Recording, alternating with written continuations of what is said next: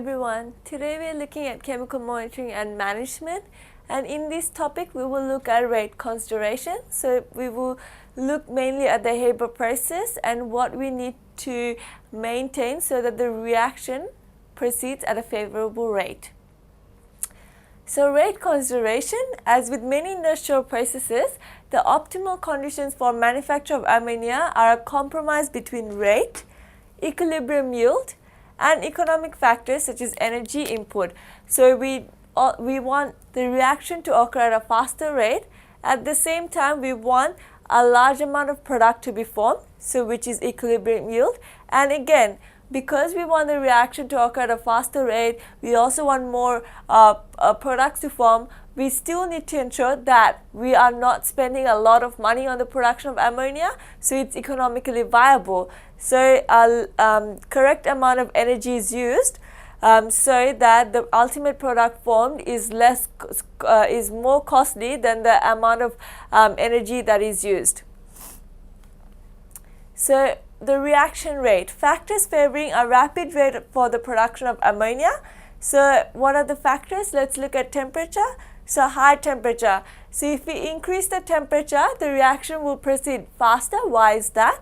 Because when we increase the temperature, the molecules will start moving more faster in the reaction vessel. And as the molecules start to move much more faster, more molecules will collide with each other more frequently, and therefore the reaction can proceed at a faster rate. The second one is a concentration, gas pressure of reactants. So at high pressure, again at high pressure there would be less amount of volume that is available. Again, at the less amount of volume, there would be a lot more molecules colliding with each other, and the greater the number of collisions, the faster the reaction rate. And what is the last one? The last one is the catalyst. We need to use an effective catalyst again so that the rate of the reaction is increased. So we want the reaction to occur at a fast rate. What about equilibrium yield? So to get a high yield in the reaction, to increase the production of ammonia, let's look at what kind of temperature we require. So low temperature, as the reaction is exothermic, so we know that heat is released as one of the products. So we want to reduce the total temperature so that more temperature is produced. As a result, more product is produced. Also, concentration, gas pressure of reactants. So high pressure, as the reaction results in a decrease in the number of gaseous particles. So we want the reaction vessel under high pressure, so the reaction moves to the side where there is less molecules of gas involved. And again, this is towards the product side. Hence, we want high pressure so that more products are formed. And catalyst does not have any effect in the amount of product formed. It only increases the rate of reaction, so it will only increase the rate of the fast reaction and the rate of the forward reaction and the rate of the backward reaction. It will not actually increase the yield of the product. So these are the three conditions we need to maintain for a high yield of ammonia. And what about economy? So what economic factors do we need to look at? So temperature. Low temperature, as the maintenance of high temperature is expensive. So if you use a lot high temperature, you need to maintain your equipment a lot more. You need to monitor a lot more conditions, and hence low temperature is much more favorable economically. And again, low pressure is much more favorable economically because it's very expensive. High pressure sustaining machinery is very expensive to maintain. So we want to use low pressure because then the product will be economically viable. And what about catalysts? Catalysts are usually expensive, and hence we generally try to use an iron catalyst, which is much more less expensive than the other ones, such as cadmium and osmium. So we have already looked at the fact that ammonia, the process of the production of ammonia is in an equilibrium reaction, and also ammonia is the process of producing ammonia is an exothermic reaction, and therefore the percentage of mass of ammonia will vary with temperature. And why is that the case? because heat is one of the products of while producing ammonia. So if we increase the temperature, the equilibrium will move backwards, because again the equilibrium will try to reduce the amount of heat produced. Hence, if we increase the temperature, the equilibrium will move backward and the amount of ammonia produced will decrease. Same with pressure conditions. Again, pressure conditions apply with this reaction because gas molecules are involved in this reaction. So if we increase the pressure, the formation of ammonia will be favored, because again on the reactant side there is 4 molecules of reactants, and on the product side there is 2 molecules of gas, and therefore at high pressure the reaction will move forward, because on the product side there is less number of molecules. So at high pressure it will try to decrease the pressure, again favoring the production of ammonia. So the equilibrium yield of ammonia will increase at lower temperature, again because it's an exothermic reaction and heat is one of the products, and it will be also increased at high pressure because there is less number of gas molecules on the product side. So if we increase the pressure, the equilibrium will try to decrease the pressure, and so it will move forward. So let's look at the temperature factor. So the reaction is exothermic, as we know. So application of Le Chatelier's principle predicts high yields of ammonia favored at low temperature.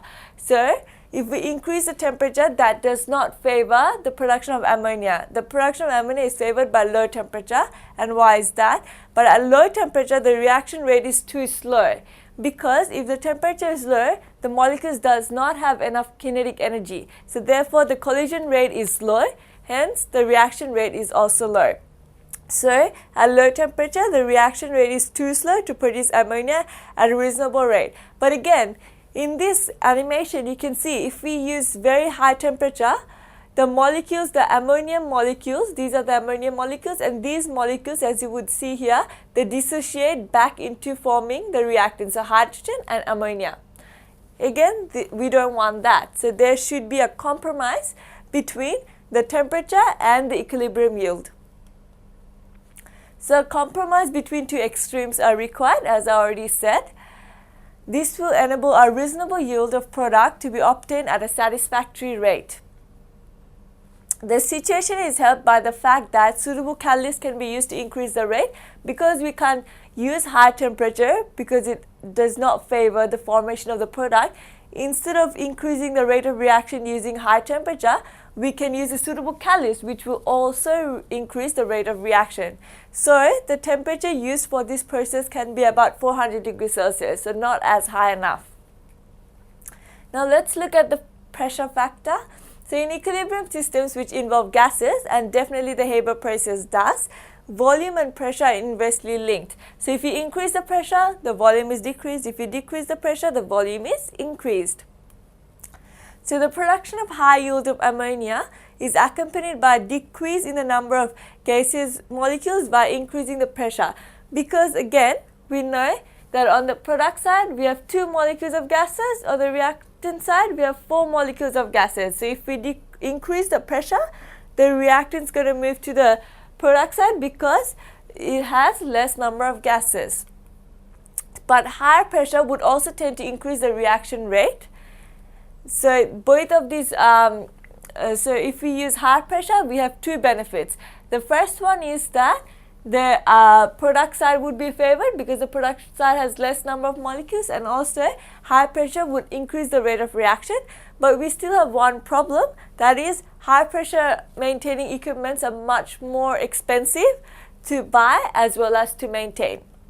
Therefore, modern ammonia process plants operate at high pressures of 25,000 kilopascals or 250 atmospheric pressure. So again, there has to be a compromise between the equipment price and the amount of pressure that is used. And what about catalysts? So we want a cheap catalyst for this process because catalysts are generally very expensive. So porous magnetite fused with smaller amounts of promoters consisting of other metal oxides such as calcium oxide, potassium oxide and aluminum oxides are used.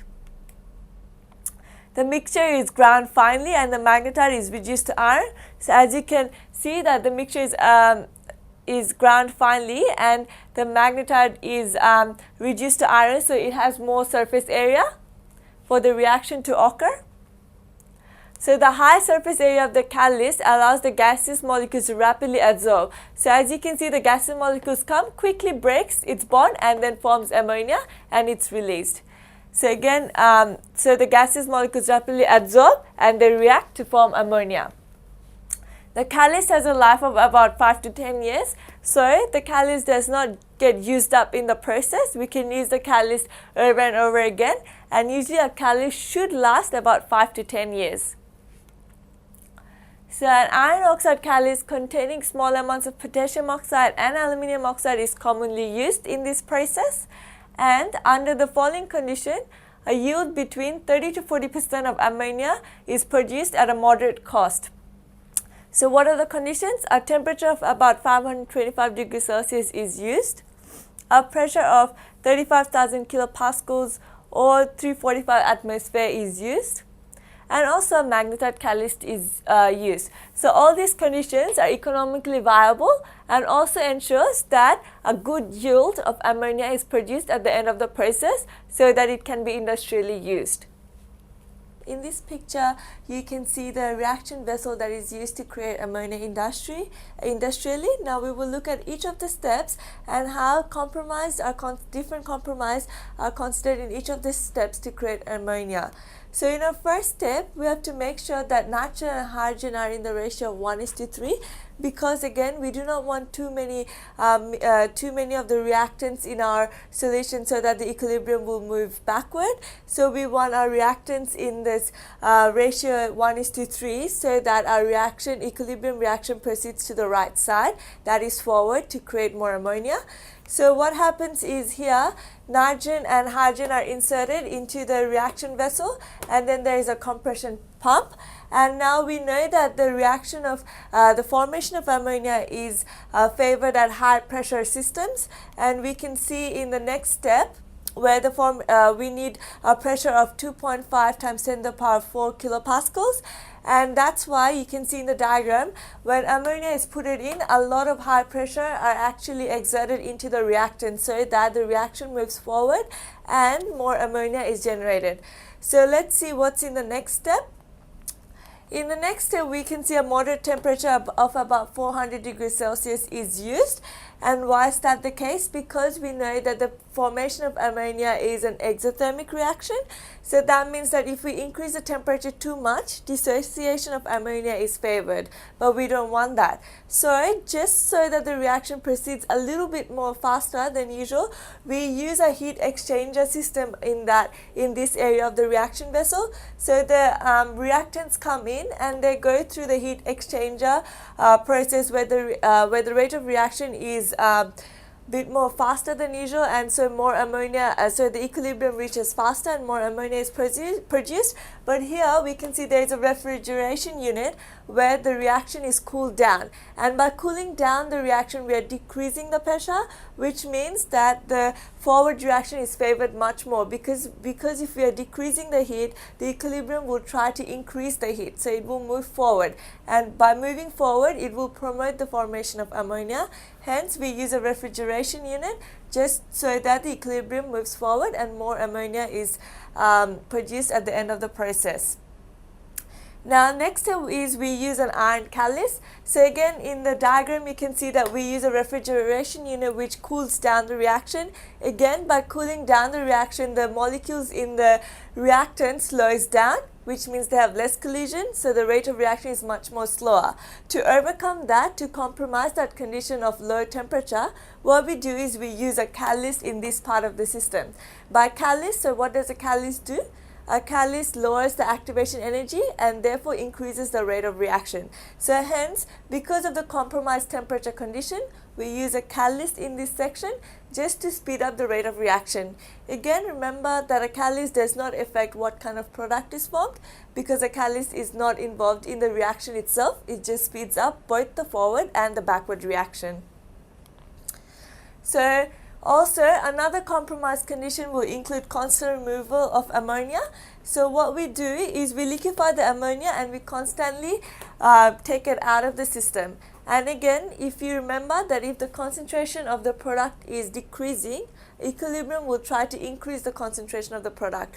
Again, we do this step just to increase the production of ammonia, so the reaction moves forward, because if we decrease the amount of products, the reactants will react together to form more products. So, and that's what we want. We want more products. So we liquefy ammonia and we take it out of the vessel so that the reaction moves forward and more reactants are converted to our useful product, which is ammonia. And the last step would be recycling the unused reactants, because again, if we purchase a certain amount of reactants, we want to use all of them because we don't want to waste the costs involved. Hence, we want to use all of the reactants that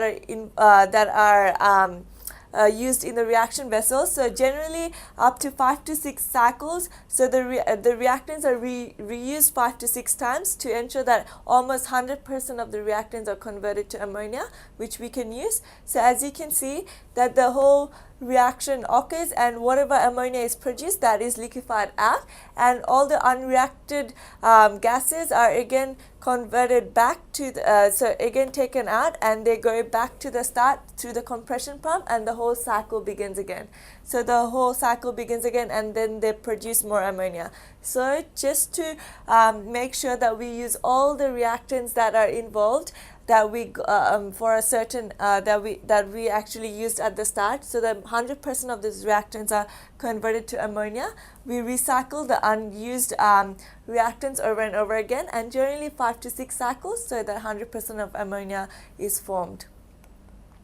Now let's look at what are the optimum conditions that we need to take care of so that the reaction is produced at a considerable rate and optimum ammonia is produced. So the optimal reaction conditions in the Haber process includes careful control of temperature, supply of nitrogen and hydrogen, removal of ammonia, heat exchange, and activity of the catalyst. So all these 5 points ensure that the reaction is proceeds at a considerable rate. So the reaction proceeds at a faster rate. Again, and also they ensure that the forward reaction is favored, that is the production of ammonia is favored. If any of these factors are not at optimal level, the production will decrease. So if the production of ammonia decreases, then there is no cost benefit. So we are making a loss if the production of ammonia is decreased. So it is important to monitor to ensure that the plant is functioning effectively and economically. So therefore, we want to know that the maximum yield of ammonia is produced at every single step. Also, we need to consider safety issues, which also arise when operating a chemical plant using gases under pressure, because it always has the chance of the reaction vessel to burst, to explode, because it's gas, and as we can see, we are using a high amount of pressure. So it's always important to look at the safety issues of an experiment before you proceed. So structural integrity of the high pressure vessel to ensure workplace safety. Again, because it's a high pressure system used, we need to ensure the safety of the workplace so that the reaction vessel do not burst. Temperature and pressure in the reaction vessel for optimum conversion of the reactants to product. Again, the reaction is in equilibrium. We need to use low temperature so that the forward reaction is favored, as it is an exothermic process, and we need to use high pressure because on the product side we have less molecules of ammonia. Hence, temperature and pressure are the things we definitely need to consider for optimum conversion of reactants to products. And the ratio of hydrogen and nitrogen is at 3:1 to avoid buildup of one reactant. So we do not want the one reactant to be higher than the other. So we want the ratio 3:1 to be perfect, because we do not want like for example, we don't want the amount of hydrogen to be low so that the products dissociate to form more hydrogen. We do not want the backward reaction to be favored at any cost. Hence, we need to make sure that the ratio of hydrogen and nitrogen are at 3:1. And concentration of oxygen, carbon monoxide, carbon dioxide, and sulfur compounds also needs to be maintained to avoid the risk of explosion, because oxygen, as you can see, it's a reaction. It's a reactant that is involved in combustion. So if there is any oxygen present, there is a high chance of the reaction vessel to explode. So prevent poisoning of the catalyst, carbon dioxide, monoxide and sulfur compounds, they poison the catalyst. So what they do is they attach to the catalyst, so they cover the surface of the catalyst, so none of the nitrogen and hydrogen molecules can actually bound to the surface of the catalyst to form ammonia. Hence, they poison the catalyst. Therefore, we need to ensure that none of these compounds are present, so we can use a catalyst over and over again. And also the concentration of other gases such as argon and methane to ensure efficiency of the conversion, because gases are our main reactants and products. So all our reactants and our products are in the state of a gas, and the pressure and the volume is therefore one of the important things we need to look at. If we have a lot more gases, then the equilibrium would be unbalanced, because there would be not 2 molecules of gases on the product side, or not 4 molecules of gases on the reactant side. So our equilibrium will be immensely disrupted if we have any other gases in the reaction vessel. And the purity of the product is also important, because you do not want any impurities in your final product. So no impurities contaminate the product of the process, because again, you know that the ammonia that is formed, that is used further to make other products such as fertilizers, explosives, disinfectants. So you don't want any impurities in your product. Now this brings us to the end of the theory session. Let's look at some of the questions to test your knowledge. Question 9. Question 9 asks us, which of the following is not an industrial use of ammonia? So let's look at the first one. Fertilizer production. So fertilizer are made from ammonia, such as ammonium nitrate. So this is definitely a use of ammonia. Production of cleaning agent. Also, this is a use of ammonia, because we know that ammonia can dissolve grease, and hence it's used as a cleaning agent. Manufacture of explosive. This is definitely again an industrial use of ammonia, because Germany's main purpose at the time was to produce explosives from ammonia. Hence the answer is D, because ethanol production, ethanol cannot be produced from ammonia. It is produced by hydrolysis, addition of water to ethylene. Hence the production of ethanol does not involve any industrial use of ammonia, so our answer is D. Let's look at question 10. Question 10 asks us, why would a catalyst be used in this reaction? Now, let's look at option A, to force the reaction to produce more product. This is not true, because we know that the catalyst does not have any impact on the yield of the product. The catalyst only increases the forward and the backward reaction. So the rate of reaction is speeded up. Both the forward reaction and the backward reaction is speeded up, and it does not affect the yield of the product. So it's wrong. A is wrong. What about B? To force the reaction to the left. Now again, the catalyst does not favor any of the reactions, so it does not cause the forward reaction to go. It does not favor the forward reaction, or it does not favor the backward reaction.